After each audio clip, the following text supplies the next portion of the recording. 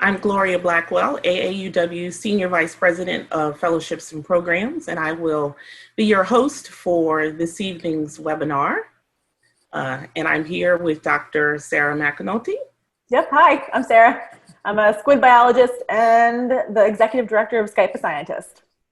Thank you so much, Sarah, for joining us.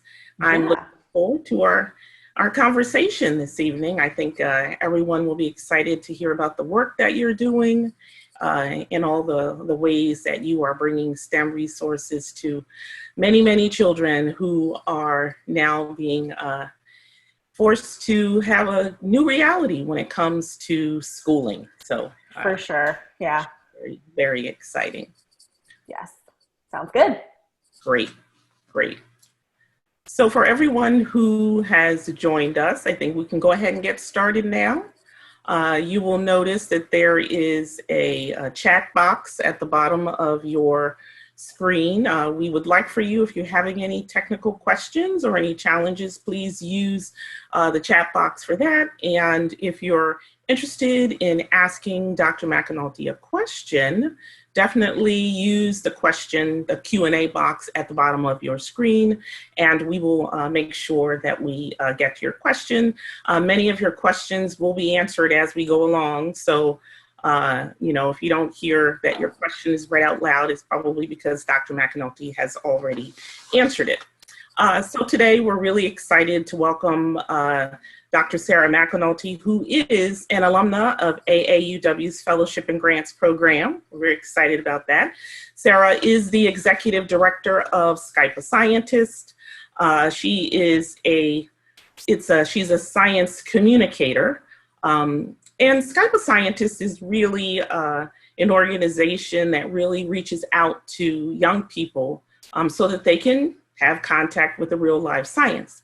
Dr. McAnulty is also an assistant research professor at the University of Connecticut. She really tries to bring science and the joy of science to everything that she does. You probably find it interesting that she drives a car called the Squid Mobile, which invites those that see it to text a phone number to get a squid fact, okay? So Sarah and I are going to chat, and then at the end, if we haven't answered all your questions, we'll have a little Q&A. But please welcome Dr. Sarah McAnulty to our conversation this evening. Welcome, Sarah. Thanks so much for having me. Our pleasure. So I wanted to start off first by just thinking about where we are. So basically, it really is an understatement, right, to say that we haven't experienced a time like we're experiencing now, right? Yeah. Certainly not in our world that we've been living in, and also certainly not in our education system, right? We can't really compare COVID-19 to other disasters like, a hurricane or flood, something that may have been for a shorter period of time, but also really impacted maybe a specific part of our country, right? Mm-hmm. COVID-19 has not only affected our whole country, it's affected the whole world, and so what we're seeing are schools across the country, closed for an extremely long period of time, and the fact that online learning is taking its place in a way that no one had ever anticipated, right? We also know that it's being implemented in very different and uneven ways across the country, right? And in local school districts, it's very different, right? And I was really stunned to read just recently that 9 out of 10 children globally were out of school at some point during the pandemic. That's a pretty stunning statistic. And so really something creative like Skype of Scientists really helps bridge the knowledge gap and really keeps students excited and engaged about learning. So I really appreciate the effort that you are taking to have an impact during a time that's, very challenging and also very scaring for a lot of people. Yeah. And so, I want to start off with the first question, which is a little sort of broadly thinking about science, right? And so one of the things that is happening still is that we're confronting stereotypes about scientists, okay? Even though we all know that many more women like yourself and many more people of color are among the ranks of scientists, and they're doing absolutely amazing work. Just like our AAUW fellows, that we're funding dozens of folks every year. But, science still has this stereotype or reputation of, this weird old white guy in a lab coat, So when did you become captivated by science?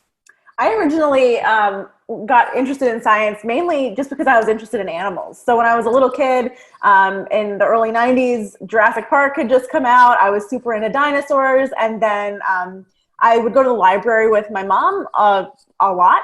And I took out this video on the ocean. And I had started to get interested in marine science. And then in that video, they introduced cuttlefish, which are squid-like animals that are really, really cool looking. And they do these complex patterns on their back where they're moving black bars across their body. They almost look like a hypnotist wheel.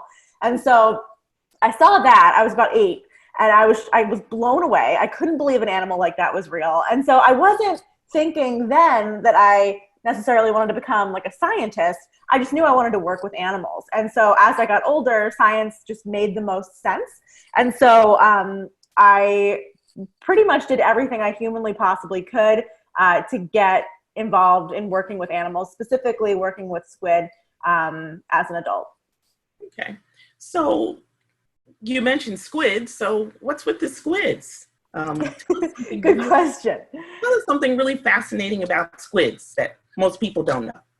Okay. There's so much to talk about with why squid are phenomenal. But one of the things is that they have been on Earth for 500 million years. And so if you compare that to trees have only been on Earth for like 368 million years. So they've been on Earth for longer than trees, which is pretty wild to think about.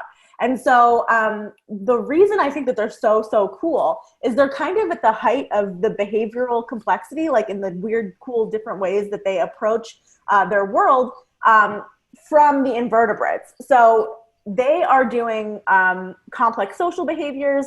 They're doing all sorts of color changing, shape shifting, but they diverged from us so long ago in evolutionary time. And so you get to see this animal that's evolved on the same planet as you, evolved in to solve the problems that all Earth animals have to figure out how to solve, but they've done it completely separate from our line of evolution going back pretty far.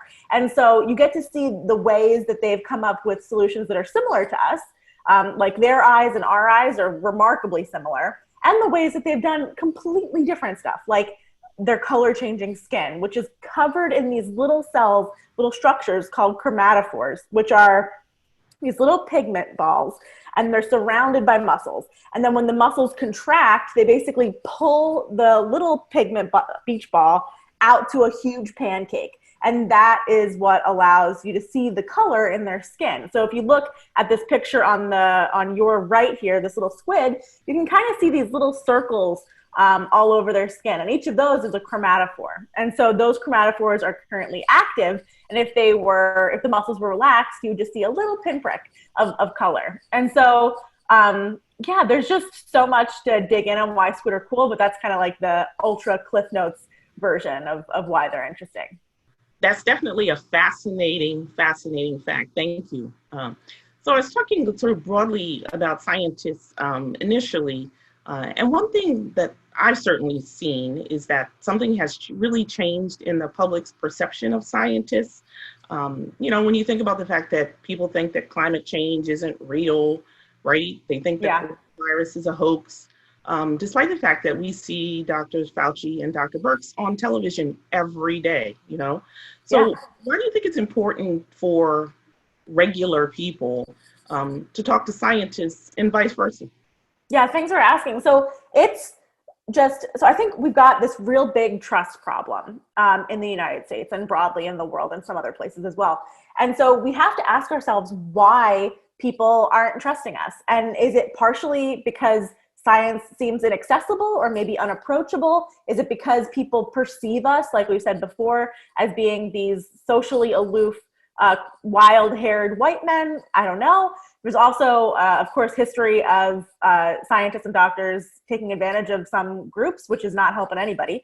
back in the day, and hopefully not happening anymore. But we have to really think about how you gain someone's trust. And that doesn't happen easily. Gaining someone's trust is really, is based on relationships and communication. And so to do that, you really need to listen to the people that you're talking to and not just talk at them as if you know more than them. So the reason I started Skype of Scientists is that I wanted to get more scientists across the board communicating with people in more personalized ways, really having conversations instead of lectures. Because I really don't feel like lectures work within academia when we're talking amongst ourselves, sharing our data, that sort of thing. But when you're really trying to break out of our bubble, lectures aren't going to get you very far because people think we're pretentious.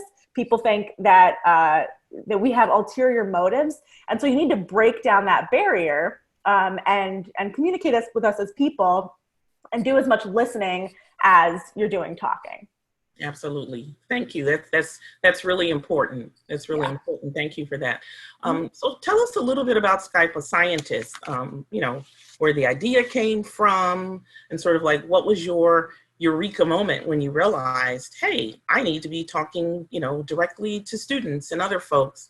And you've really seen sort of an exponential growth in people who are interested in the work that you're doing because so many people are confined to their homes. So talk a little bit about, this movement to virtual learning for pretty much, all of our children and how that's impacted your business. Totally. So I started Skype of Scientists in January of 2017. Of course, at that time, our country had just gone through a bit of a situation with the election. And so many scientists were sort of just freaking out, for lack of a better word. They were thinking like, how is this new administration going to affect science, specifically in their own lives, but also broadly in the country? And so there was a lot of energy and a lot of anxiety, and people didn't really know what to do with themselves. They were just kind of screaming into the void on Twitter. And so I was thinking, okay, we need to take all of this energy that people have, this desire to help, and funnel it towards something that we actually that our skills are actually lended to do. And so from there, I thought, okay, we need to get more people talking with scientists. We have all these people who I know I can band together to kind of funnel towards something good. And I thought that schools would be a good starting place because I figured that schools are an area that cuts across the diversity of the population, because a lot of science communication, try as we might to not do this, ends up effectively preaching to the choir, reaching people that are already interested in science. And that's really, really hard to get around. It's not as easy as saying, well, just try not preaching to the choir. Try. It's really hard. So reaching a school where maybe you only have the teacher that is interested, but the class, is it going to be a mixed bag of interested and not? We figured that schools would be a good place to start. So I thought maybe we'd get 100 classrooms signing up the first semester that I announced it. We had 800 sign up in the first 2 months, which is really amazing. And we had 500 scientists just from posting about it on Twitter sign up for our program. And so from there, we've grown a lot. We're now pretty much totally scalable because my good friend, David Jenkins, he's a bioinformatician at AstraZeneca. He wrote us a Python script so that no matter how many people signed up, it was all computers that did the matching, so it doesn't fall onto human labor. And so now we can do that. And so that's how we got started. And then ever since, we're just listening to our audience and trying to tweak things to make it better. But we serve about 10,000 classrooms a year right now. But this year I think is going to be bigger because, of course, everyone is stuck at home and looking for education that's as engaging as possible. A lot of people, my heart goes out to teachers, particularly those who have students who don't have internet access reliably. That's, it's really hard. I don't know how you're supposed to get around that, but stuff that isn't just assignments and just worksheets and stuff that you can send kids home with, because a lot of that interactive classroom ability is lost if you don't have internet access too. But at least we can bring science directly to students if they do have an internet connection with our program. We've told teachers they can sign up for as many sessions as they want, because during this time, scientists normally who are working in the lab at all hours can't go to the lab. So their options right now are writing up their research, writing new proposals for new research, or just sitting around because they can't actually do the experiments in the lab that they want to, which is so frustrating for scientists right now. So they have all this energy, or at least time, and they want to do something positive when the world is really in a tough spot. And science communication now is so important, because if we ever needed a time when people trust scientists, it's during a global pandemic. And so we have about 5,000 scientists in our database right now that are willing to talk with students. And we've had over 6,000 classrooms sign up this year already. And so, but we have plenty more spots available. So if you know anybody who has a group that wants to talk to a scientist, they can sign up totally for free on skypeofscientists.com. And we're also open to families this semester, because you know, in these cases where you have schools that some folks have internet, some don't, then those folks that do can take advantage of our program, but the teacher can't really assign this kind of assignment because, you know, the class doesn't reliably have the ability to do it. So if you have kids at home, or adults, teenagers, college students, whatever, at home, a couple people together, you can sign up to talk with a scientist. That's great. And, you know, congratulations on, one, reaching so many classrooms and having so many scientists available. Yeah, thanks. And you raised, it's an amazing accomplishment in, you know, just a few, you know, short years. And I'm glad you mentioned the issue of internet access, right? Because we have seen in our school districts across the country, right, that they've had to be creative about, you know, assigning, you know, virtual learning to students, and then being confronted with the fact that everyone doesn't have access, right? And so whether they are, you know, parking a school bus in neighborhoods, you know, giving students access, you know, people have really had to be creative about that as well. And just thinking about, you know, the inequality in public education in general, right? So does the program rely on sort of having a highly motivated teacher? You know, are there efforts to reach out to, you know, under-resourced or low-income communities so that people can have these kind of experiences? Because it's true. I mean, the pandemic has really shown us that, you know, technology can be an equalizer, or it can sort of the opposite, widen the divide. Exactly. Yeah, I wish we had the resources to help schools that don't have the internet access, but right now we just serve schools with internet access. And when we are not trapped indoors, we also do stuff out in real life. Cool stuff. Like for them, they literally will drive a bus that on the inside is all lab equipment, and then bring kids outside from school and let them play with microscopes and all sorts of really, really cool stuff. But as of yet, we haven't been able to connect folks with the internet that don't have access, and that is a huge problem. We've been aware of the inequality that exists with the lack of internet, and so we've been limited by like, we have down to when you start to lose internet, and then up is all we can really help. Because what we really want, one of the other things we really wanted to focus on was getting science to places that don't have a science museum nearby, don't have a university nearby. And so these super rural areas are able to get more engaging science connection with our program than otherwise. But yeah, the lack of internet access is just our limitation for sure. Yeah, I can understand that. That's probably a huge challenge. And sort of along the same lines of technology being, you know, an equalizer or widening the divide, for your pool of scientists, you know, are there efforts to ensure that, you know, that pool of scientists is as, you know, inclusive and diverse as possible, you know, just to make sure that the children who are being exposed to scientists aren't being exposed to, you know, someone who doesn't look like them, or someone who, you know, they can't envision themselves being a scientist because they don't see someone that they can aspire to be because that person doesn't look like them. Yeah, so what we do is that we ask the groups that sign up if over half or more of their students or group is from a given underrepresented group in STEM. And then we match those classrooms with scientists who are from the same underrepresented group in STEM as them. Because we want to make sure that the time of our URM scientists is getting used to the maximum effectiveness effectively. And so that's super, super important. And classrooms can also request a scientist that comes from a low income upbringing, because that's a really unique perspective. Also, rural upbringing is also possible. You can request a scientist who is LGBT plus, and you can ask for a female scientist as well. Right. So we try to have it be as kind of personalizable as possible. We also have like Girl Scout troops and that sort of thing sign up as well. So we always say, sign up for the woman scientists.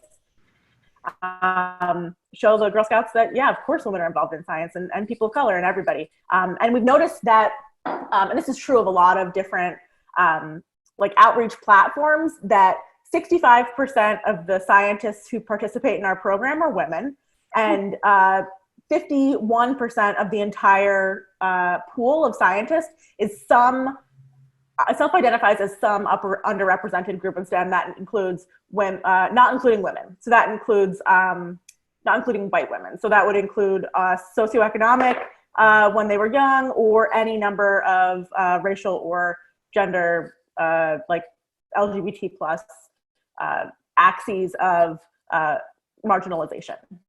Great.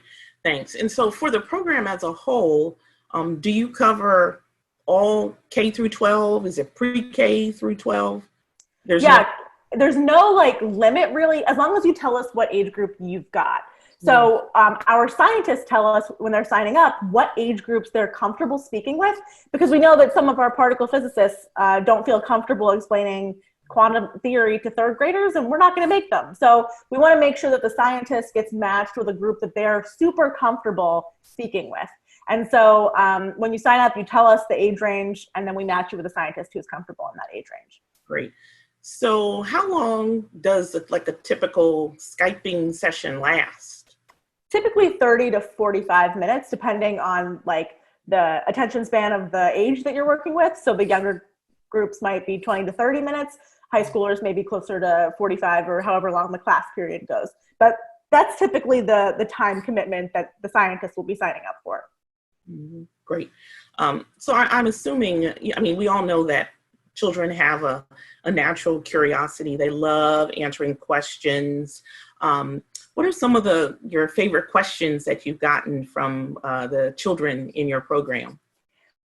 Yeah, so I am not personally in a lot of the sessions. So all of these favorite questions are going to come from either things that scientists have told me or sessions that I was in myself.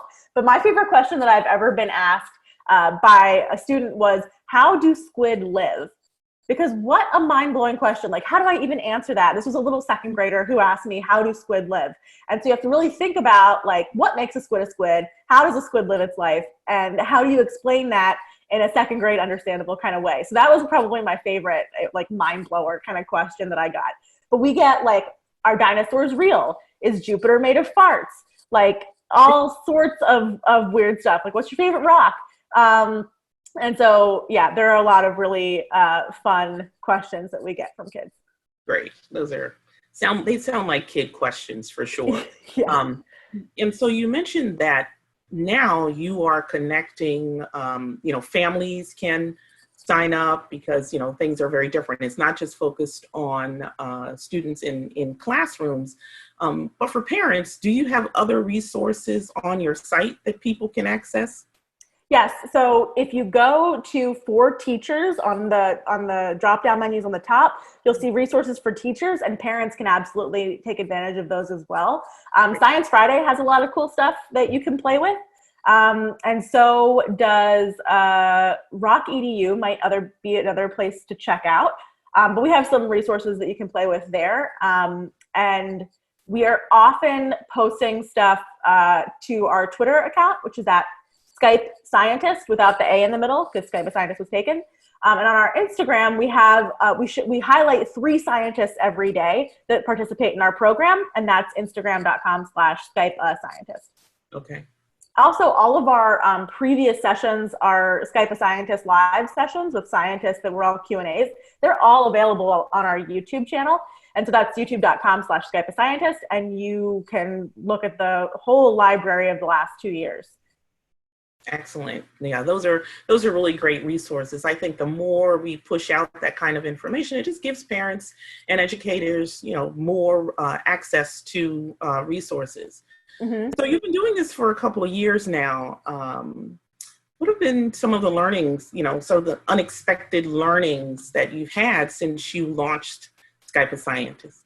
So many things. I mean, I think, first of all, the most boring answer, but the thing that smacked me the most as being shocking is how hard it is to get people to answer their emails, and the challenge of getting around email blocking, like firewalls in classrooms, because some schools have really, really tough restrictions around that. But I think I was surprised at how many scientists are just looking for something to do to help.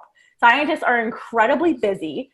And so I know that there are scientists, particularly a big population within graduate students, that want to give back, want to help, want to learn how to do science communication more effectively. And so being able to hook them up with practical applications of doing that science communication has been really amazing. And I just every semester, I can't believe we have to put so little effort into scientist recruitment. I send one email out at the beginning of the semester saying, hey, it's time to sign up.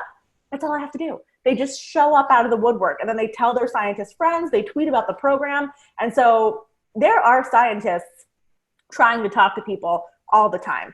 This perception that scientists are aloof, don't want to talk to you, is just so wrong. Their scientists are energized, ready to go, want to help. And I think that's been really an inspirational thing about running this program. Yeah, it really is great to hear. People are out there looking for ways to contribute and looking for ways to give back, sort of outside of being in the lab. So it's good to not have to go out and twist people's arms to get them to participate. So yeah. Congratulations on that part of the success as well, to have people who are willing to do this. So another point that I had been thinking about was I was reading the other day about students getting online fatigue.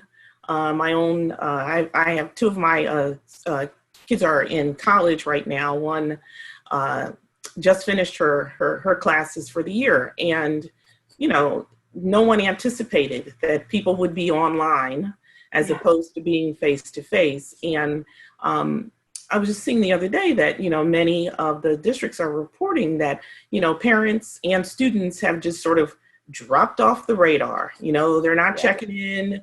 No one's turning in assignments. It's just been very tough because they're struggling with the sort of wider economic and health impacts of COVID-19. Mm-hmm. So sort of what advice do you have for parents or teachers or families, as they're really navigating this homeschooling journey in a pretty tough time? It's really hard. And I think the first thing that I would recommend to everyone is just don't be so hard on yourself. We are in a global pandemic. This is inherently hard. And just you making it, you're doing great. You got out of bed, you're doing great. This is brutal what we're in right now. And so in terms of the online fatigue, I feel that for sure. I'm working from home with me and cats over here. I don't even have a roommate. So being without that face-to-face time is really emotionally challenging. And so one thing that I've found that helps a bit is if you have a backyard. I do not. I have a slab of concrete. But if you do have a backyard, get out, dig around, look for some bugs, just try to sniff some mulch, just get into non-computer spaces as much as you can. If you have a park nearby that's not overrun with people, get out there, spend some time just outdoors in the fresh air. It's mostly the perfect season to go outside right now. And so in terms of things that refill my tank to be able to go back on, I think getting into nature helps me a lot. But it is really, really hard. And if you can try to have engaging activities instead of just like read this book and answer these questions, that can help too. If you can incorporate games in any way that you can, so it's not as dry, that can help too. But even if you're giving good content, being on a computer screen all day is tough. So get outside, move around the best you can, get some nature, try again, and hang in there. Sounds like great advice. Yeah, and just be kind to yourself, right? Yes. Is learning this, as we go along, and just be patient, with yourself. Be patient with your kids and with their teachers. This is not something that anyone planned for. Right. So thank you, Sarah. I think we're going to see the questions that folks have that we haven't covered thus far. If we'd like to go ahead and take a look at some of those questions that the audience has posed. All right, so just going through some of these questions now for Sarah. Marcy asked, I'm a big fan of online learning. Where do you see this going, and is there a fast track now? Good question. So I think that we're probably going to be in this like stuck online all the time kind of place for quite a while. I'm like mentally preparing to be in lockdown for about a year. I hope we don't stuck here that long, but we might be. I think that this program was grown even when we were able to go into classrooms, even when field trips were able to happen. And so I think that we're going to keep being useful, because even if you're not, even if things are running smoothly and normally, our program still offers this unique connection with a scientist. And with the way a lot of our scientists are active on Twitter and other social media platforms, which is mostly how the word got out about our program, I think that there's the opportunity for students who participate in the program to then continue to follow along on the scientist life on social media. And so that can be like a longer term relationship, even if the conversations only happen every once in a while. All right. What grade levels are the programs available to? All of them. So K through 12, college, adults that are just in a book club together at a library, like whatever. But you tell us when you sign up what the age group is. And so that's how we're able to match you with someone who is actually appropriate for your age group. Do you think that the mini lectures are better content for learners than older school 1 hour or longer lectures? Yes. I generally speaking think that, so a lot of scientists, particularly people who are not educators, who are scientists as their full-time job, have been thinking about these narrow questions that are important, and as a group will yield the change that we're looking for and the answers that we're looking for. But like one individual scientist is often laser focused on pretty tiny increments of knowledge. And so you kind of forget what it's like to talk about these questions broadened out. And so I think that when you have students asking the questions, it helps scientists who maybe are not professional communicators answer the questions reasonably, and understandably. I think it helps a lot. And when you have the student driving the conversation, you get the information that they're interested in and not the information that the scientist thinks other scientists maybe need to know. And so I think it just leads to better communication across the board. Awesome. So it sounds like Skype of Scientists grew pretty explosively. How did you deal with the stress and pressure that comes with creating a program like this? Oh boy, the best I could. Honestly, AAUW helped a lot, because I originally would have had to teach my last year of grad school. I graduated with my PhD in August 2019. And so for that last year, from 2017 to August 2019, I was doing a PhD and running this program. And it was a lot. And during semesters where I was teaching, running Skype of Scientists, and doing a PhD, I mean, it almost broke me. It was so intense, and I felt pressure from all of those places to do excellently. And so that was really hard, but AAUW supported me in my last year of my PhD so that I wouldn't have to, so that the teaching would get removed from that workload, which was a godsend.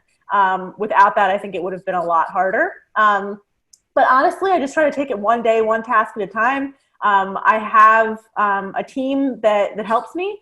We're still pretty small, but once we get more funding, I'm definitely going to hire somebody else so that we can share this load, because the more people we have working for us, the better we can serve the crew that we have, the people who show up, and the more programming we can put out and the higher quality of that. And so I really, really hope that we can hire somebody, but I don't have good advice for staying low stress. I'm an anxious person, and don't recommend doing what I did. It just sort of happened this way, and it's worked so far. So yeah. And that's kind of a good segue into the next question. What are the requirements to sign up as a scientist? And are there any archaeologists or other social scientists in Skype of Scientists? Great question. So you have to be at least a master's student and up. So a graduate student and up. PhD students, of course, are welcome as well. Yes, we have archaeologists. Yes, we have social scientists. It's really, if you are a scientist, you're a scientist for our program. And so the only reason that we want you to wait until you're in graduate school and not an undergraduate researcher, because I'm not saying that undergraduate researchers aren't scientists. They absolutely are. But some of our teachers wanted to see, this is one of the ways that we changed over the years. We originally let in undergrads, and then some teachers had said, like, they're barely older than our students. So even if they're super knowledgeable, we were having some pushback from teachers. And the absolute last thing I wanted to happen was have a young scientist get told they're not enough. That's bad news. And so we just said, let's just hold off, just wait until they're a little older. Okay, and so do you have experienced presenters mentor new ones, and do you give them an overall structure so they are received in the best possible way? Yeah, that's a good question too. So right now we don't have any peer mentoring there. We are building science communication training, but since my time is limited, it's taken a little bit of time to get that up and running. But we're hoping to have a pilot for some of that training by this fall. So stay tuned on that front.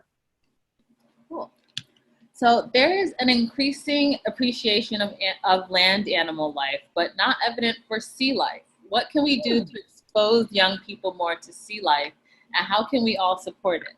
What a great question. I think just sharing, so in the past 10 years, the difference in the ROV, so these submersible little robot footage that we've gotten is unbelievable. It's gotten so amazing. So we are able to digitally access these spaces that we've never been able to get to before. And the pictures that are coming up from these wild looking jellyfish and other deep sea animals is really stunning.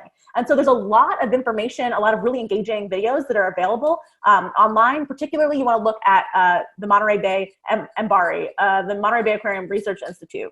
They're putting out some gorgeous, gorgeous stuff. These animals are stunning. And also Oceana is they're a nonprofit in DC. They do a lot of good stuff about ocean education. Just look stuff up, share stuff with other people, because the wildlife in the ocean is visible, beautiful. Even if you can't get to the ocean, you can watch what's going on in there. And also follow marine scientists on Twitter. We're talking about it all the time. So you can follow me and also a lot of other people on Twitter as well. I'm at Sarah Mac Attack on Twitter. Okay, so can this be hosted over platforms like Zoom or GoToMeeting? Yes, absolutely. It's just called Skype of Scientists because Skype and Scientists both began with the letter S. And also we have talked to Skype. They're not upset at all that we're using their name. It's good press for them. So yeah, you can use Zoom, Google Hangout, whatever you want. All right. Next question. Do teachers get to meet with guest scientists prior to Skype to discuss the content? Yes. We strongly encourage scientists and group leaders, be it teachers, librarians, what have you, to have a conversation beforehand to just to test the technology and also to kind of get a pulse on who the scientist is and how best they could be used for the classroom. So we don't force you to do it, but we say you probably should. So what can an AAUW branch do to help support Skype of Scientists? Tell everyone you know about our program. If you think they might be interested or they're not, do it. Like, tell librarians, teachers, scout troop leaders, anybody who gathers a group, tell them. Any parents that have kids at home right now, tell them too. We're open to everybody. Scientists can absolutely sign up if they're interested in being part of our program. And if you are able to support us financially, you can help us at patreon.com/Skype of Scientists. We are a 501c3 nonprofit, so it's all tax deductible. And yes, the scientist pool does involve engineers. That's just like a quick, easy question. Engineers are scientists in this definition.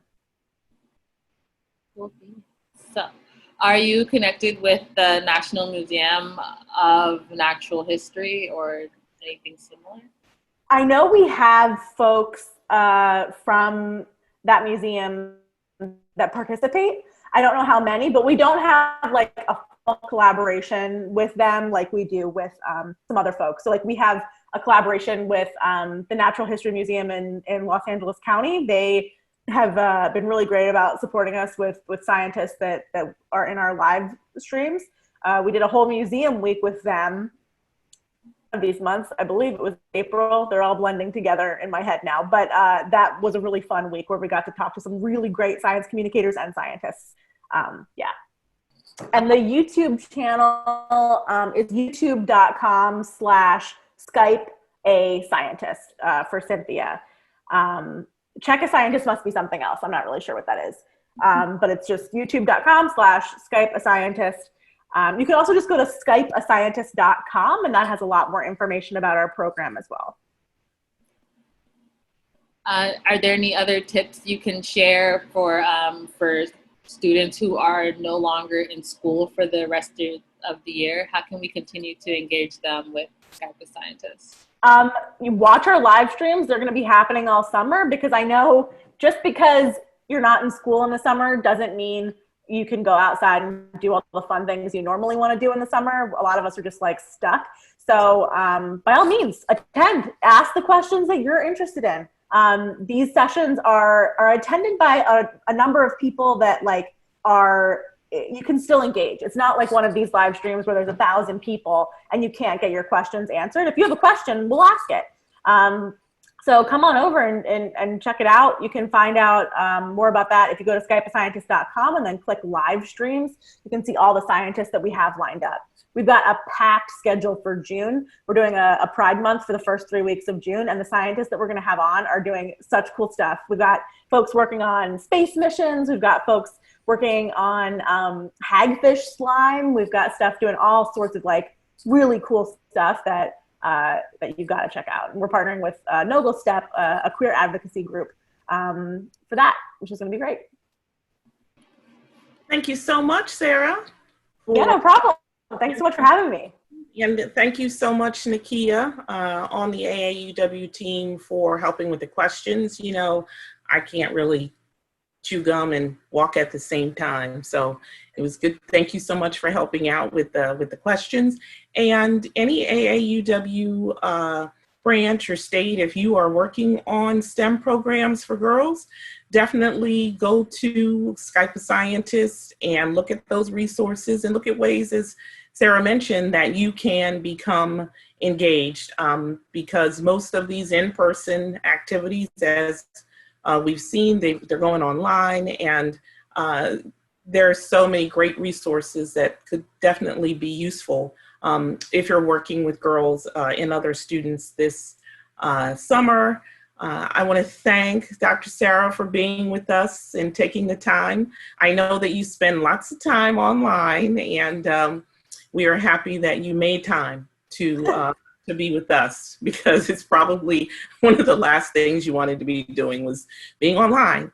No worries. But I congratulate you for all of the work that you're doing, for bringing science to the public, for breaking down those stereotypes about who is a scientist or who can become a scientist, for spreading the love of squids around in your squid mobile.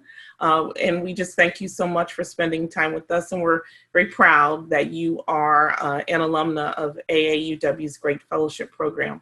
So thanks to everyone for attending, and thank you so much for being with us. Yeah, thanks for having me.